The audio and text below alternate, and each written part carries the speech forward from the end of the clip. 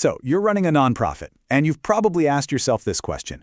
Do we really need to register in every single state where we ask for donations? It's a huge question, and believe it or not, the answer isn't always a simple yes. In this explainer, we're going to break down the world of charitable solicitation exemptions in a way that makes sense for nonprofit leaders and finance teams. And just so you know, this explainer comes to you from the folks at Ironwood Registrations. They're the experts who help nonprofits navigate all these complex state-by-state requirements.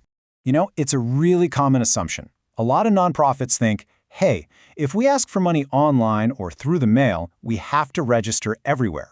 Kind of makes sense, right? Better safe than sorry. But here's the thing. That's not always the case. The reality is, some organizations can actually qualify for an exemption under certain state laws. This could be because of what kind of nonprofit you are, or even how you fundraise. So let's dive in and see how this all works. All right, but before we get into the nitty-gritty of exemptions, it's super helpful to take a step back and ask, why do these registration laws even exist in the first place? Well, it really all boils down to two key ideas: transparency and accountability. The key term here is charitable solicitation. Basically, that's just the act of asking the public for donations. And pretty much every state says, hey, if you're going to ask our residents for money, you need to register with our state regulator. You know, someone like the Attorney General or the Secretary of State. And this whole registration system is there for a reason. It lets regulators keep tabs on who's fundraising, look at their financial info, and most importantly, protect donors from scams or misleading practices. But, and this is a big but, the states also get that not every organization poses the same level of risk. And that right there is why exemptions exist. Okay, so who are these organizations that often get a pass? Let's take a look at the most common types of groups that might not have to register.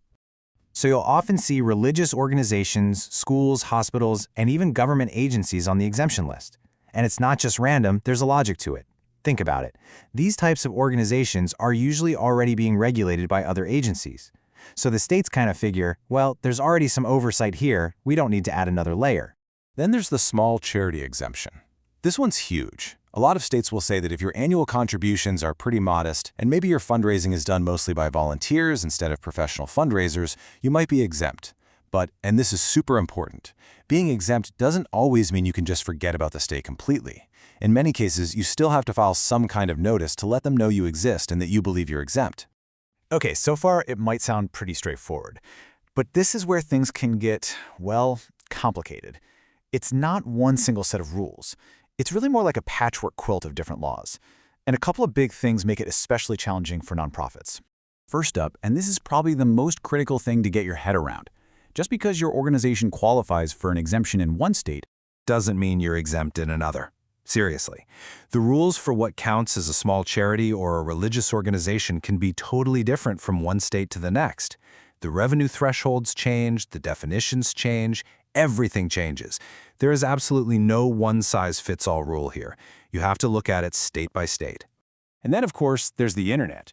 The minute you put a Donate Now button on your website or post a fundraising appeal on social media, you're not just soliciting in your hometown anymore, you're soliciting everywhere. Your appeal is now visible to a national audience, which means you could suddenly have a registration requirement in a state you've never even been to. So with all that complexity, how do you actually figure out where your organization stands? Let's walk through a quick, practical checklist of what you need to look at. You really have to analyze a few key things. What's your organizational structure and tax status? What are your annual fundraising totals? Are you using professional fundraisers? And of course, where are you actually soliciting donations? You need to take all of that and compare it against the specific laws in every single state you're reaching. And I'm going to say this again because it is that important. Even if you're pretty sure you qualify for an exemption, some states still require you to file paperwork to make it official. You can't just assume you're good to go. Skipping that step can get you into just as much trouble as not registering at all. So here's the bottom line. Exemptions can be a massive help for nonprofits, but they are not automatic. They're not a get-out-of-jail-free card. They depend entirely on the specific rules of each state and on your organization's unique situation. So if you're fundraising across state lines, checking your exemption eligibility isn't just a nice to do, it's an absolutely essential part of your compliance strategy. At the end of the day, really understanding when you need to register and when an exemption truly legally applies is what allows you to fundraise with confidence. It helps you maintain that crucial trust with your donors and with state regulators. And that really brings us to the final and maybe most important question you should ask yourself. Is your compliance strategy right now based on a hopeful assumption, or is it based on careful, state-by-state analysis?